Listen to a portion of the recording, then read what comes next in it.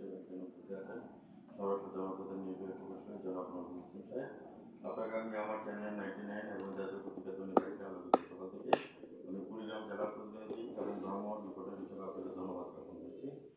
প্রথমে আমি জানতে চাচ্ছি নজরুল সাহেব, আপনার এখানে এক্সাইজ অফিসার হিসেবে জয়েন করাতে আপনার অনুভূতিটা কেমন লাগছে সেটা তুলে ধরবেন আমাদের চ্যানেল 99-এ। আমি সাংবাদিক পলাশ সাহেব আপনার সঙ্গে আছি।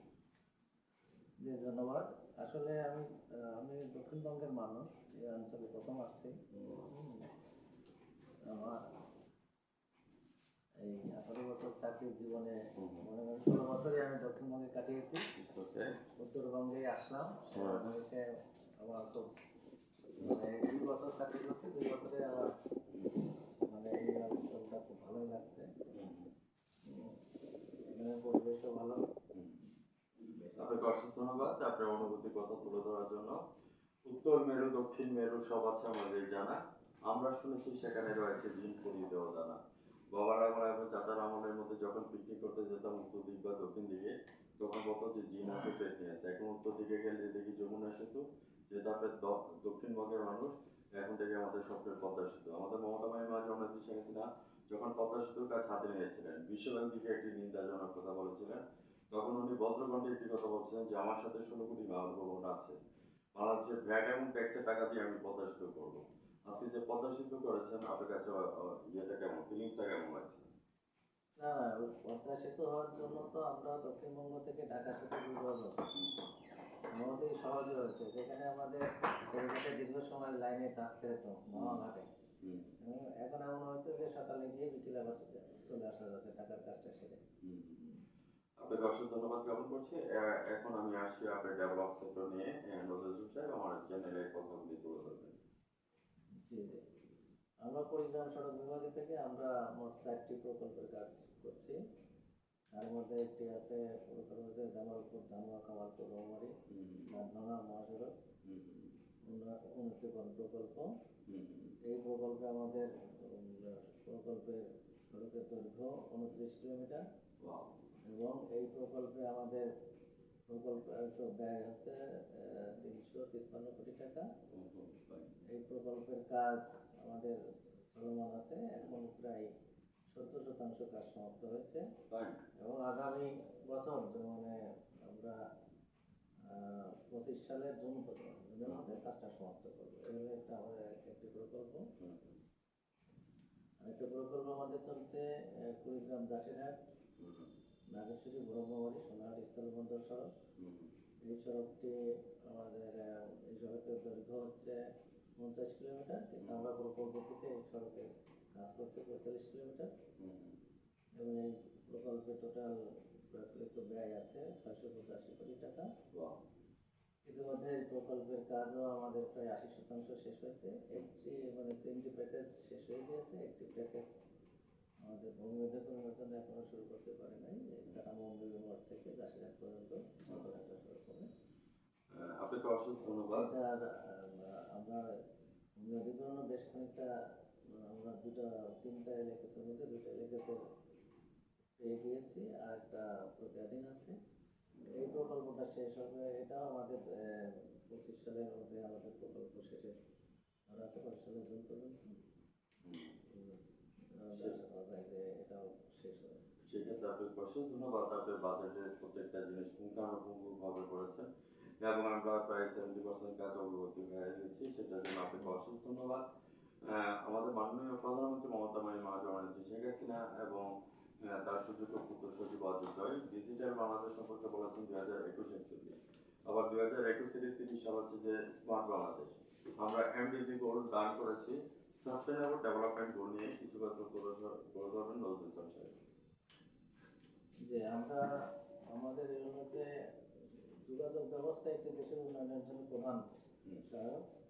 আমরা সাস্টেনেবলের জন্য আমরা যোগাযোগ ব্যবস্থায় একটা 2041-এর মধ্যে আমরা একটা পরিকল্পনা আছে আমাদের, যেগুলো আমাদের কাজ চালানো আছে। এগুলো ছাড়াও আমাদের কিছু পরিকল্পনা আছে, যেটা হচ্ছে যে আপনার যেমন আপনার কুড়িগ্রাম থেকে রংপুর এই সড়কটা আমাদের ফুল লেন করার পরিকল্পনা আছে। তারপরে আমাদের তিস্তা থেকে রাজারহাট হয়ে মলিকপুর হয়ে আপনার রৌমারী, এইখানে একটা বিকল্প সড়ক হবে যেখানে আপনার ঢাকার সাথে যোগাযোগ করা, যেহেতু ওখানে একটা মানে ব্রিজ হওয়ার সম্ভাবনা আছে, এই ঢাকার সাথে বিকল্প একটা সংযোগ সড়ক হবে। এই সড়কটা আমাদের পরিকল্পনায় আছে। আরেকটা পরিকল্পনা আছে আমাদের কুড়িগ্রাম থেকে মলিপুর হয়ে আপনার গাইবান্ধা, যেখানে এলজিডি ব্রিজ তৈরি করছে, ব্রিজের তৈরি হলে পরে যে সংযোগ সড়কগুলো হবে এখানে আমাদের থেকে প্রকল্প নেওয়া হবে এবং এখানে এই সড়কগুলো আরও প্রশস্ত করা হবে। তাছাড়া কুড়িগ্রামের যে অর্থনৈতিক জোন শুরু হচ্ছে, অর্থনৈতিক জোনের জন্য আমরা করেছি যে আমাদের কিছু পরিকল্পনা আছে। এবং কুড়িগ্রাম থেকে সোনারহাট পর্যন্ত যে সড়কটা, এই সড়কটা করলেন করবো আমরা। কুড়িগ্রাম থেকে মলিপুর চিলমারি এই সড়কটা আরও প্রশস্ত করবো এবং কুড়িগ্রাম থেকে অলিপুর হয়ে পুরা কোর্ট পর্যন্ত, অর্থাৎ যে আপনার বলত মারা ঘাট বা যাই বলে ওটাতে সাতটা যে তুরাপুর পর্যন্ত যে সড়কটা আছে এই সড়কটা আরো প্রশস্ত করা হবে। ধন্যবাদ আপনাকে। আমি সাক্ষাৎকারের শেষ পয়েন্টের মধ্যে চলে আসছি। আগে ম্যানুয়াল পদ্ধতিতে আমাদের টেন্ডার হতো, এখন ইজিপিআর সাথে কেমন স্বাচ্ছন্দ্য বোধ করছেন মিস্টার নজরুল ইসলাম সাহেব? ধন্যবাদ আপনাকে। আমি ম্যানুয়াল যখন টেন্ডার হতো তখন আমি করেছি কাজ, তখন দেখা যাচ্ছে যে আমরা খুব অনেক ঝামেলা হতো, হ্যাসেল হতো, ট্রেনটা ড্রপ করতে পারতো না ঠিকাদাররা, বিভিন্ন পেশি শক্তি এটা নিয়ন্ত্রণ করতে বা বাধা দিত। তাছাড়া আমাদের উপরও অযৌক্তিক চাপ প্রয়োগ করা হতো এবং টেন্ডারে প্রভাব বিস্তার করার জন্য তারা অযৌক্তিক চাপ প্রয়োগ করতো। এই যে ম্যানুয়াল বাদ দিয়ে যখন ইজিবি সিস্টেমটা আসছে, একদম 100% ফেয়ার চলে আসছে এবং শুধু আপনার বাংলাদেশে না, আপনার বিশ্বের যে কোনো প্রান্তরে বসেই কিন্তু টেন্ডারটা ড্রপ করতে পারবেন। কেউ এখানে কোনো মানে বাধা দেওয়ার কোনো সিস্টেম নেই এবং শুধু তাই না, টেন্ডারের স্বচ্ছতা বজায় থাকবে। টেন্ডারের কোনো প্রকার অস্বচ্ছতা বা ম্যানুপুলেশন করার কোনো সুযোগ নেই, কারণ এটা সিস্টেমে মানে আপনার যতদিন সিস্টেম থাকবে ততদিন এই সিস্টেমে তথ্যগুলো ডাটাগুলো সংরক্ষিত থাকবে। কেউ যদি কোনো টেন্ডার নিয়ে কোনো ঘাপলা করে বা দুর্নীতি করে বা ম্যানিপুলেট করে, সেটা কিন্তু আমাদের সিকিউরিটি সার্ভারে সংরক্ষিত আছে, যে কোনো সময় এটাকে চেক করে ধরা হবে। ভিউয়ার্স যারা আমার চ্যানেলের সামনে আছেন, আজ রাত 9:15 আমাদের সড়ক ও জনপথের অনারেবল পার্সন নজরুল ইসলাম সাহেবের সাক্ষাৎকারটি আজ রাত 9:15 দেখে নেবেন আমাদের চ্যানেল 9 এবং জাতীয় পত্রিকা দৈনিক আজকের আলোকিত সকাল এবং বাংলাদেশ প্রতিদিনের সঙ্গে থাকবে।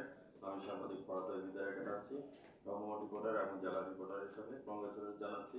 মে you prosper in life day by day ইনশাআল্লাহ। ভালো থাকেন, সুস্থ থাকেন। ধন্যবাদ। ধন্যবাদ।